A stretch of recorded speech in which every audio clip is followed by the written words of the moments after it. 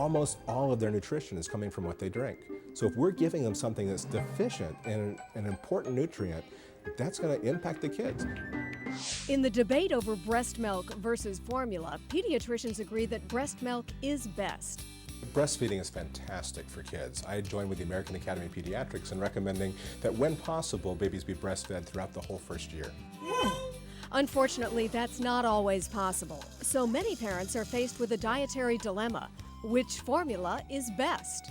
It's something to talk about with your pediatrician to figure out what it is that's best for your baby. Anne breastfed Audrey for the first 3 months, but knowing that she would soon be returning to work, opted to combine breastfeedings with formula feedings. It gave me the time to be really close to Audrey that I was looking for. It gave me that feeling of being Audrey's mom. However, it was also very important to me that she share this very special time with her father, her grandparents, her aunts and uncles. And while many mothers believe breastfeeding brings them closer to their baby, mothers who choose formula feedings can build just as strong a bond. When it comes to formulas, pediatricians recommend those that are closest in composition to breast milk. But the AAP says don't try making these at home. Why? Because the formulas available in your grocery store contain a wide variety of supplementary vitamins and minerals. In addition, the FDA recently approved adding 2 essential fatty acids, DHA and ARA. These are found in mother's milk and certain foods like seafood and eggs, and they are the building blocks of the eyes and the brain. There have been several studies recently that have shown that kids who get DHA and ARA actually score better on tests of mental development and intelligence and tests of vision several months down the road.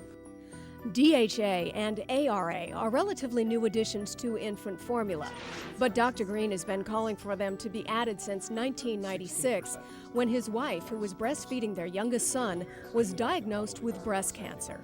Now, I've been a big breastfeeding advocate, but we had to stop. And I wanted the best formula possible for him. And DHA and ARA weren't available, and that's when I began calling for it to get added. Whether feeding their infants formula or breast milk, most parents will begin incorporating solid foods in their baby's diet at 4 to 6 months of age. This is particularly important for breastfed babies, who may begin needing more iron than their mother's milk can provide.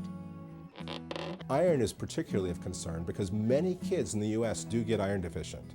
When kids are iron deficient, they get sick more often and they don't develop mentally as quickly.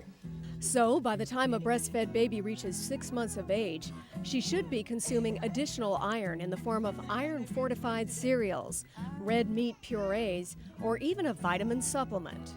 If they're not breastfeeding, then iron-fortified formula is recommended throughout the entire first year of life to be sure that the infant doesn't become anemic during that period of time.